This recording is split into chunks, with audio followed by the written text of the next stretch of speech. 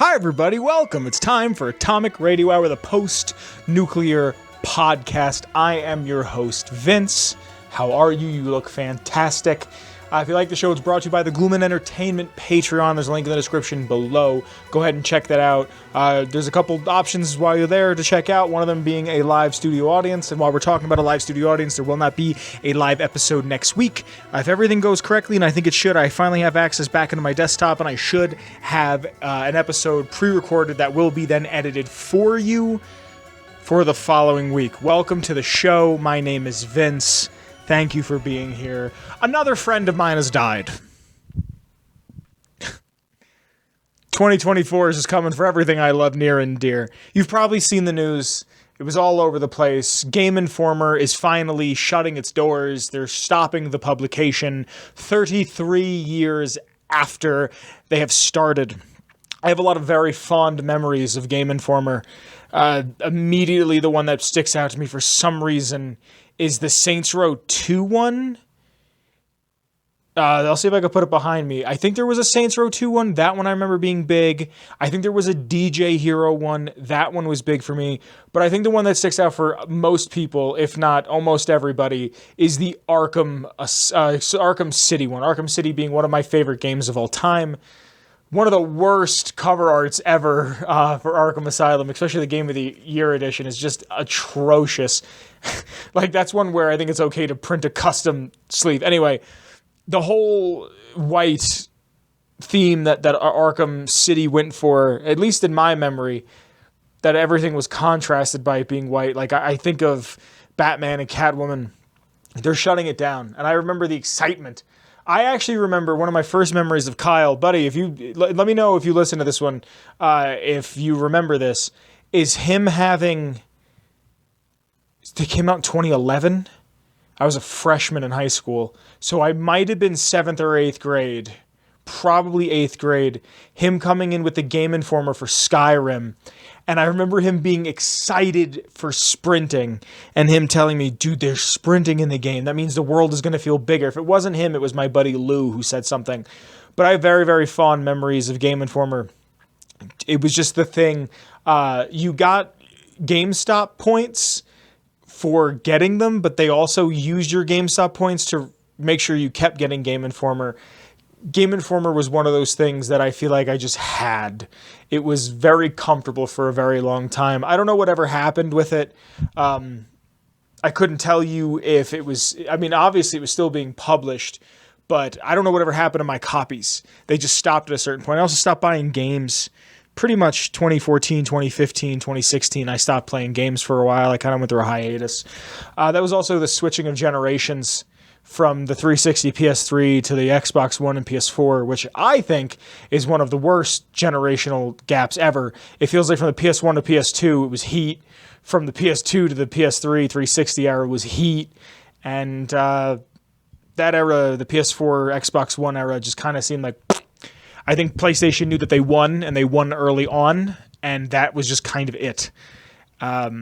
And now everyone's on PC. And I feel like that's just the way it is. Physical media, legacy media, that's what it's being called, if I recall, is kind of going away. And it hurts me. It hurts me in my core, in my belly, in my soul. But it never will go away. I just don't think it will. Because I think that, like, last week I talked about how the Xbox Live marketplace, the Xbox 360 marketplace got shut down, and now it's like, oh, here's this other thing that is getting taken away that's physical media, and how GameStop tweeted, I bet you wish you had physical games now. I think we're going to hit a point where physical games make a comeback. Right now it's about convenience and whatever, and you know, they're taking away the manuals, they're taking away stickers, they're taking away all these things that are in our physical games, and eventually we're going to hit a point where it's, okay, if you want physical media, you're going to pay $70 for the disc and the case, and then you're going to pay $80 for the disc and the case and a manual, and you're going to pay $90 for the disc, the case, the manual, and a map, and then you're going to pay $120 for the disc, the case, the manual, the map, and maybe a collector's edition that has a little Funko Pop thing that's going to be with it. Everything is in cycles. Trends are in cycles. We are leaving physical media, and it'll be back. I've been saying it for years, and I saw that I believe it happened in Brooklyn or Portland, I don't remember, a hipster mecca. blockbusters are going to come back. Renting, going to the DVD store, whatever you used to call it, is going to come back. You're going to see people that are renting for $10 a night, DVDs or VHS, and it's going to be, you rent the machine for an extra $30 a night, be it a VHS, be it a DVD machine, whatever, a DVD player. It's coming back. You get all your snacks right there, and what used to be a couple of dollars is going to be a date. It's going to be an experience. It's going to be something that you and I are going to show our kids or maybe our grandkids and be like, this is what it was like, because nostalgia is the one thing they can continuously sell to us. Dr. Doom just got announced. I like comic books. I like the importance of Dr. Doom. I also really like MF Doom, and that's probably why I'm excited for this, because they're going to pander to that crowd as well, because they're going to put one Doom song, whatever. I could talk about this forever, but it's one of those things that they're harping on the nostalgia. Here we go. We're 15 years in, it feels like 15 years into superhero flicks, into cape stuff. And now we're going to give you arguably the biggest of big bads. I thought they should have done Doom when they did Thanos. I think they should have done Doom when they did Ultron. I thought it was the obvious choice was to do Dr. Victor Von Doom. And now we're here because we can sell to you. Someone who is so turned off by a superhero flick. There's very, very few good superhero movies. One of them is the Batman. The other one is the Joker. And that's it. I like the first Captain America. Black Panther's fine. I understand why it's important. Very boring movie. And he dies 25 minutes into the movie, but there's still an hour and a half left, and he's already in 4 movies. It bothers me. But now we have the loss of Game Informer. It'd be cool if Game Informer could come back as like a Twitter page. I feel like that'd be kind of cool. That just gives us news, but doesn't have like these in-depth interviews or, Game Informer maybe as an idea, like how G4 came back as a YouTube and a Twitch channel. But that's a big production, and look what happened to G4. Not even a year later, and as soon as it was here, it was gone. But that's Game Informer, man. A very, very important, pivotal part of me growing up was getting those magazines in the mail. I remember my mom coming home and being like, hey, it was Game Informer and the Lego magazines that would come out every month. Or maybe it was every few months that the Lego mags came out. But I remember that those two being the Toys R Us catalogs. It was big. Here you go, here you go, here you go. What do you want? What's in here? What's going on? Flipping through. I have a couple here. I didn't dig through them, but I do have a couple here. It's something that I want to do now that it's over. I've done it before on the show where I go through and kind of talk about Game Informers. I want to do it because I know Kyle has tons of them. I want to go back and look through a couple of them, talk about some stuff, maybe do them as burner episodes where they're full episodes where we talk about them. It's a thing that I'm never going to be able to explain to a younger generation if they weren't there for it. Reading about games, reading about Borderlands, reading about these staples that would have been in my life. I don't think I read about GTA 4, but I definitely read about GTA 5. And just rest in peace to my old paperback friend. I'd like to get into this week's lore, but before I can get into this week's lore, I have to thank the Patreon. Because of the Patreon, the show can continue to grow and get better, and there's some people who I have to thank. I brought it up at the top of the hour, but if you check in the description, little box, little doobly-doo down below, you'll see some links, one of them being to the Ghoulman Entertainment Patreon. Because of these fine folks, the show continues to grow and get better. There's a couple tiers. My favorite, the $10 tier, the Film Live for Studio Audience tier, where you get to hang out in these episode recordings every Wednesday at about 8:30 Mountain Standard Time. So let me thank these folks that support. This is from the $1 tier all the way to the 10. Starting at the top, I have to thank the OG Noah. Thank you, Noah. After Noah, I have to thank Marcus. Thank you, Marcus. After Marcus, I have to thank Mellow Milhouse. Thank you to Mellow Milhouse. After Mellow Milhouse, I have to thank Captain Lennox. Thank you to Captain Lennox. And last but certainly not least, I have to thank DanishHoundDog. Thank you to these fine, fine folks that their names are on screen right now. Like I said, because of them, the show has continued to only grow and get bigger and better. If it wasn't for them, my computer troubles may have lasted longer than they actually did. I love you guys. Thank you so much for your support. The lore is coming. So every week I go to the Patreon and I ask a question. I ask a lore question. And turns out on my laptop, I can't run Fallout 3. And that's why last episode, it was just a still image of Eulogy's pad and Clover. I have this desktop up and running again, and I have to move files around. I should be able to record footage off of it. So if anything, it's going to be a footage machine for a little bit and like a YouTube thing so I can watch television, more or less. So I wanted to go back to New Vegas for obvious reasons. My laptop might be able to run Fallout 4. I have to double check. But I went onto the Patreon and I asked a poll question. And the poll question was about 2 quest lines in New Vegas. 2 that I really like. 2 that I wish I could talk more about characters I could talk more about. And it's GI Blues that involves the Kings, or Oh My Papa about the Khans. So if you'd like to hear any lore, and I mean any lore whatsoever from the Fallout series, check out the link in the description below for the Patreon, because even at the $1 tier, your voice, yes, your voice is heard weekly when I ask a poll. And this week's lore comes to us by way of the Ghoulman Entertainment Patreon on the Fallout New Vegas quest, Oh My Papa. Now, what I like about the quest Oh My Papa and how I'm going to give you this lore is that it's a lot about the Great Khans' history. I don't go super deep. I'm not going to give you every bit of Khan history in existence, but what I am going to give you is a brief overview of who they are and what they are. And the Khans start out really humbly, but they're kind of pathetic the entire time. And that's what sucks. And New Vegas really tries to give the Khans heart. It tries to give them chutzpah. It tries to give them something that they can latch onto, an idea of who they are. And it kind of builds them up a little bit, but the games, the original 2, Fallout 1, Fallout 2, build them up in such a way. In Fallout 1, out of Vault 15 comes a couple different groups.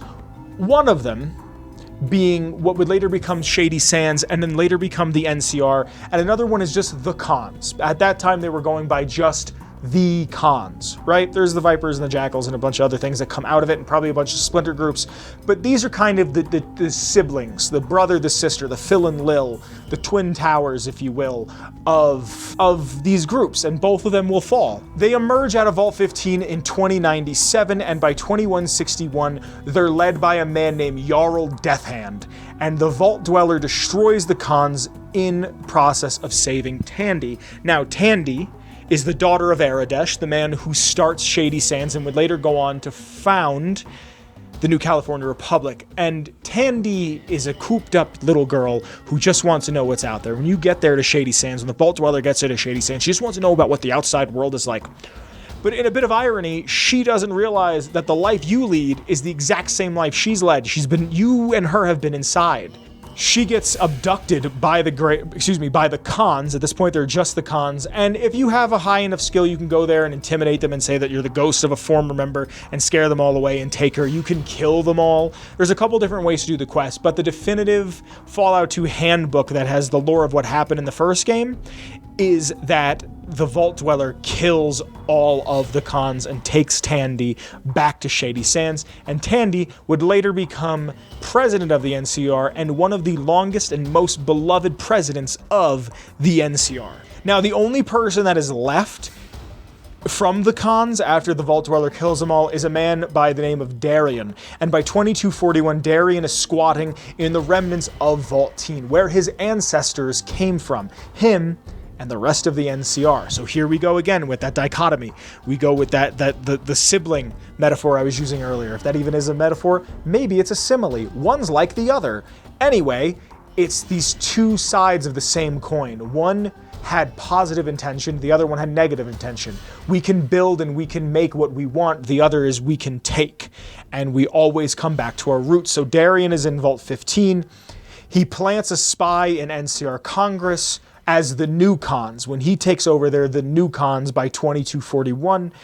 And he has his Khans, the new Khans, attack NCR caravans for food and water. President Tandy, remember the little girl Tandy who got kidnapped that I was talking about earlier?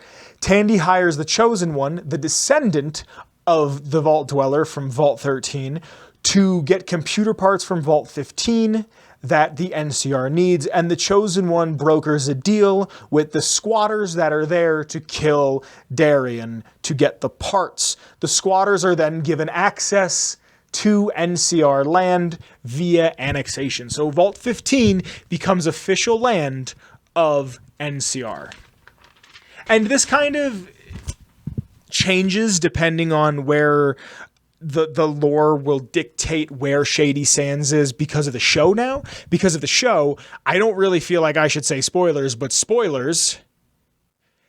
Shady Sands seems to be more in LA, which is way north than it was in the original game, and I'm sure we're going to hear about where that is and what happened.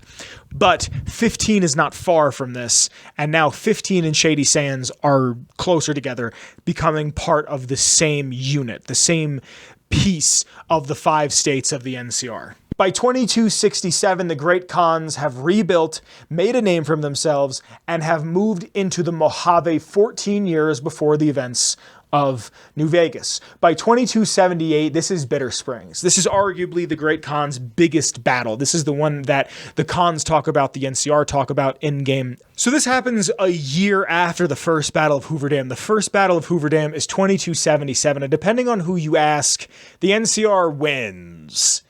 I don't really think they won. I don't really think they lost. If anything, it feels like a stalemate. Caesar feels like they lost because he's Caesar, and if he doesn't conquer, he didn't win.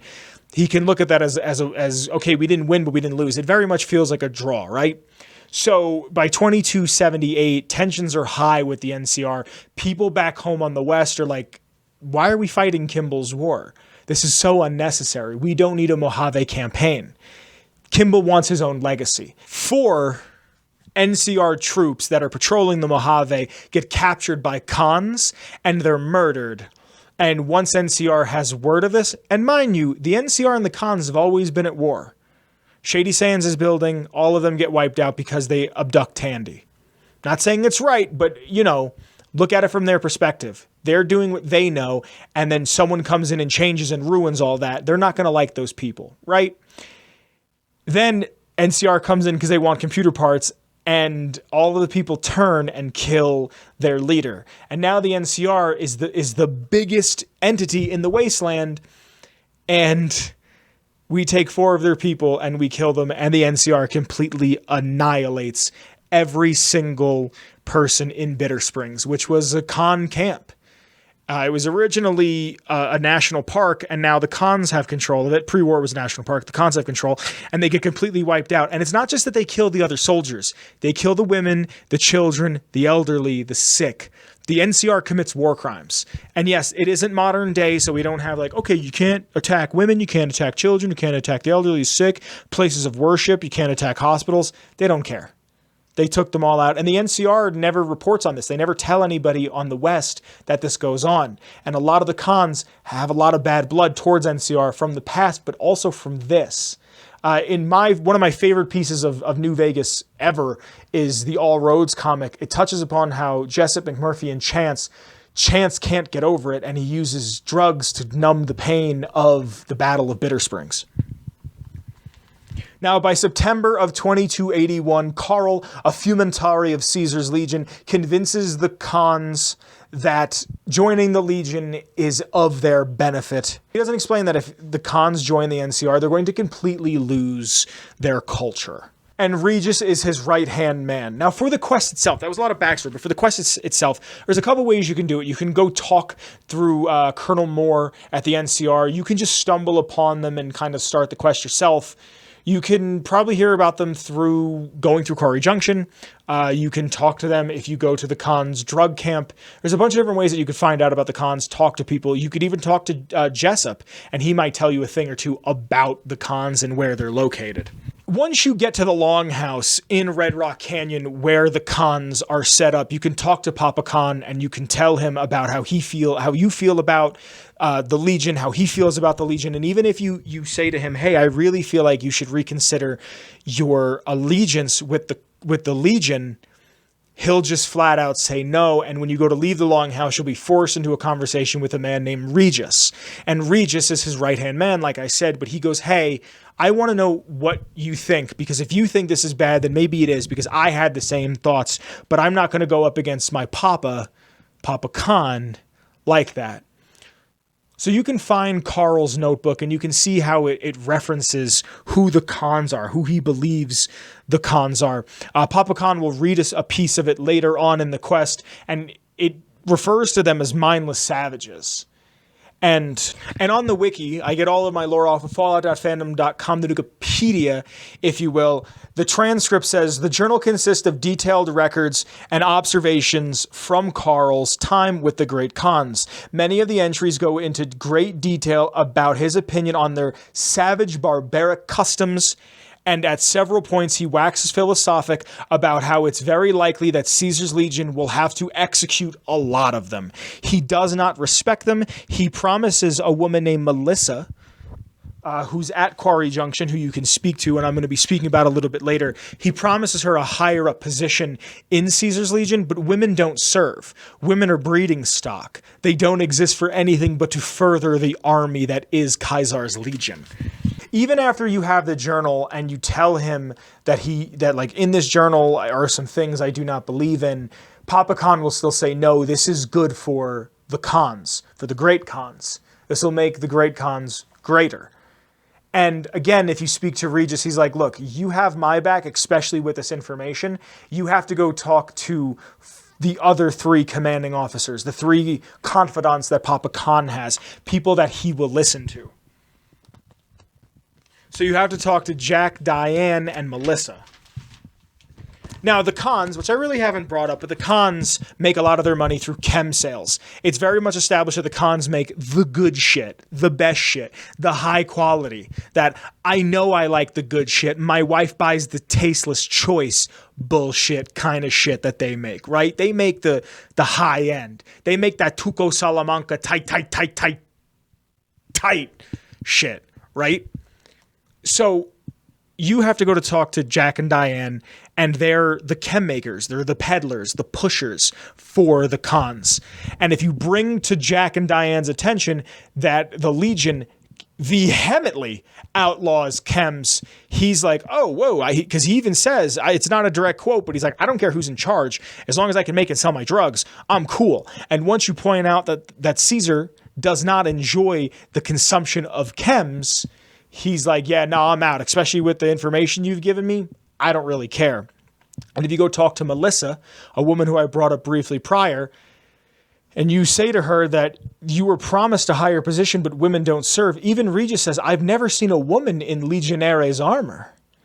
Once she finds out about this and realizes she's been lied to, she then turns her back on the Legion's incorporation, the Khan's incorporation into the Legion. And once you've given Regis the journal, Carl's journal that you find in his room at the Longhouse in Red Rock Canyon, he is on your side, but he's pretty much on your side from jump. Now, there's a couple different endings because it's New Vegas, and if this thing is lousy with anything, it's bugs and endings. You could bring all the evidence and word from his 4 advisors, and he'll hear you out, and if he does, and you explain everything to him, he will kill Carl. I believe his exact quote is something along the lines of, kill this dog, and if he doesn't run fast enough, attack the dog, and if he doesn't run fast enough, kill him where he stands. And they'll kill Carl in the Longhouse. Now, you could skip all this. If you go an NCR route, you can skip all of this, go to Red Rock, and just murder the Khans. There's not that many of them. I kind of wish the Khans had a bigger presence. It talks about how they kind of get to the Mojave and are setting up. You would have thought in the 14 years they'd have a bigger area covered, but also this game was made in 18 months. Which is a feat. I'm not saying that as a downside. It's an amazing feat that it even happened in those 18 months. You can go there and just murder them. And the NCR is like, hey, thanks, we appreciate it. And then you just kind of go back. You're like, that's one less thing to worry about. Now, there's another way you can get the Khans to join the NCR. They will there's a couple things that you could do. They could either leave the Mojave. The courier kind of makes a point that Papa Khan wants reverence. He wants a legacy. He wants to bring his people into a new era and show that they are a force to be reckoned with, that they're strong people with morals. It's the thing that the book does a lot more than the game does, All Roads does, is that it shows that Jessup, McMurphy, and Chance love each other. And they might not say, hey, bro, I love you, but they care for one another. When Benny goes to turn on Chance because he's having a PTSD episode, he shuts it down. Chance and McMurphy, shut it down. And they're like, no, he's ours. He's one of ours. I don't care how much money this is worth. If he dies at your hand, Benny, it's over. It's wraps. It's done. They respect one another. There's a culture there. There's an understanding. And you can say, look, leave the Mojave, not because you're being kicked out, but it's going to be beneficial for you in the long run to leave the Mojave, or they can integrate with the NCR, or at least help the NCR win in the Battle of Hoover Dam, but it's more or less a suicide run. They're going to fight for this cause that doesn't really do much for them, and it's going to get them maybe a little bit of reverence where the NCR won't shoot on sight, but it's not, there's so little of them, it's not worth it. Or they can just side with the Legion if you don't talk to them, if you just kind of leave them be. That's what I did my first run, because I didn't really go to Red Rock and I didn't really know much about them. Also, my first run, I did a Yes Man one, and I thought that me going, oh, hey, I'm going to ignore these people was the charisma-based run. I was a silly 11-year-old. If you don't interact with them and let the cons integrate with the Legion, they lose all of who they are. The end slide narrated by Papa Khan is, as reward for their loyal service, Caesar forcibly integrated the great Khans into the Legion. The sick, the elderly were killed, and the women sold as wives to ranking officers, and the tribe's identity was annihilated. Though many great Khans mourned the death of their tribe, many more were ultimately satisfied with the revenge against the NCR. So, how much are you willing to sell yourself for your dream? How much are you blinded by your dream? Here is the force that is constantly, and I mean constantly, taking advantage of you from Jump Street, right? And here's our chance to get back at them. And I'll give up everything in my power. I won't think about the next generation or the generation after that, or maybe even after that. But I'll give up everything to see my enemy fall. And Caesar wins. Caesar, I remember, I was thinking about this as I was writing these notes. The first time I ever did a Caesar run, I took my 360 to my grandma's house, and I just like posted up in her living room and played New Vegas for like 30 hours straight. I don't remember why. I don't remember how old I was. I think I was in high school. I just think I wanted to get out of the house for the weekend. I didn't do anything. I didn't hang out with my friends, nothing. I just played New Vegas for like a weekend straight. And I remember getting to the end of the Caesar run, and I also did it as a survival run, I'm pretty sure. But I get to the end of the Caesar run, and I remember being like, oh, I really messed up. I really did the wrong thing. I really did a dirty thing here by doing this. Very, very sad ending.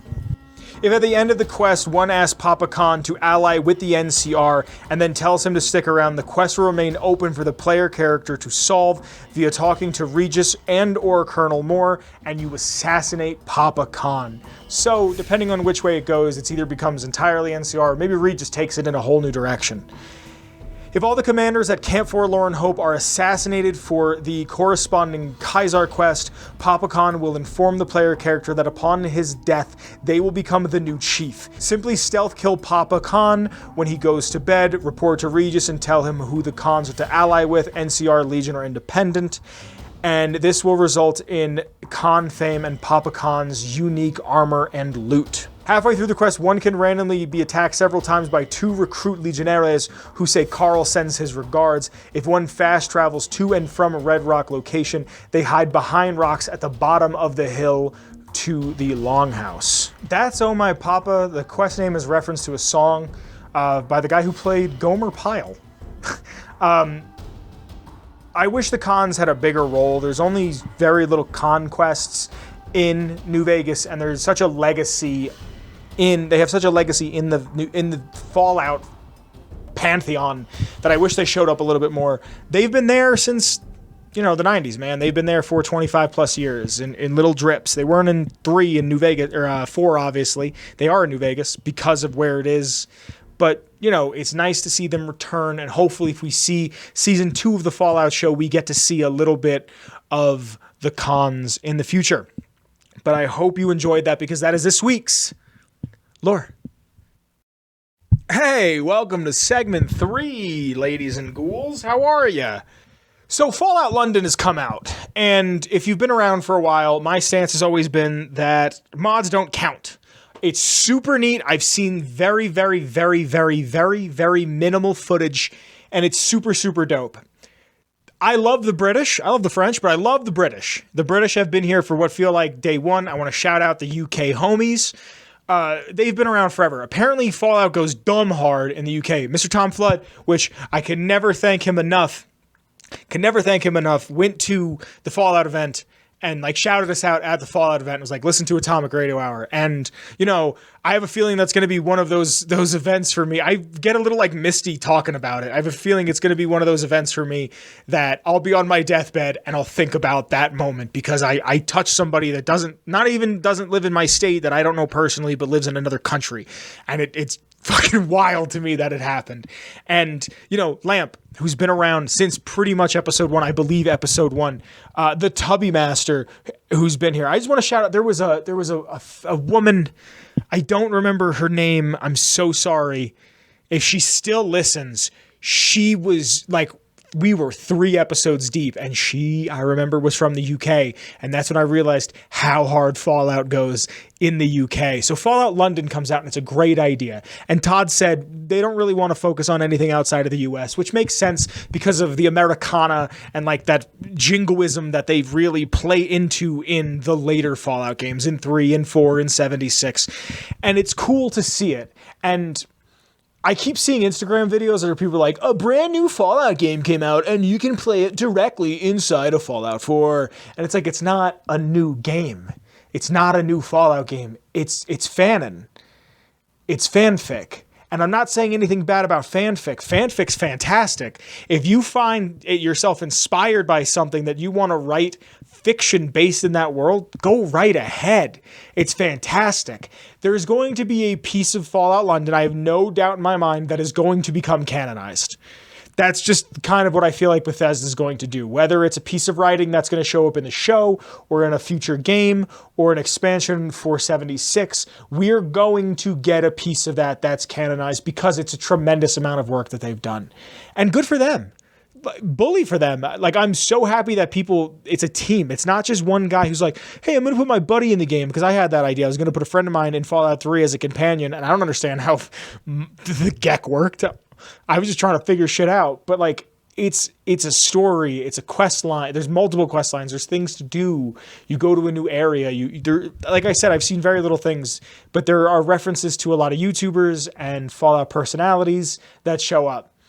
Let me know if you've played it. I know some people in the Discord have said that they have tried it or have wanted to try it. I would love to know what your thoughts on it are.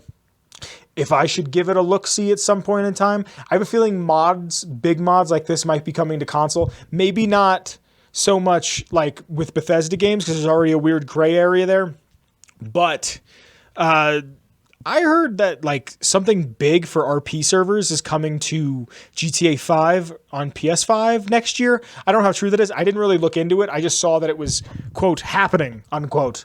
But let me know what you think about Fallout London, because I'd love to hear someone else's opinion from someone who's actually played it. Thank you for joining us. My name is Vince. This has been Atomic Radio Hour, episode 316. I love you guys very, very much. The intro music is by the one and only Shane Ivers. It's called Feather Duster, but you can get all of his heaters over at silvermansounds.com/free. Music in the description below are links to my Twitter, the show's Twitter, and Kyle's Twitter, along with the Redbubble where you could buy a design. Or if you like the show, you can check out the Patreon. There's a couple tiers. $10 tier being the best, where you can watch these episodes live. I want to thank the Patreon one more time. I love you guys so very much. Thank you for being here. Like I said at the top of the hour, no live episode next week. There should be, so next Wednesday, no live episode. There should be an episode. I have access to my PC again. I should be able to get back into it, get some files out of it. There's some things that I have ready and prepared for you guys, or need to be edited, what have you. I love you all very, very much, and I'll be seeing you quite soon. Be safe, tip your waitress, I love you, and I'll see you next week. Cool! Atomic Radio Hour Podcast. A Ghoulman Entertainment production.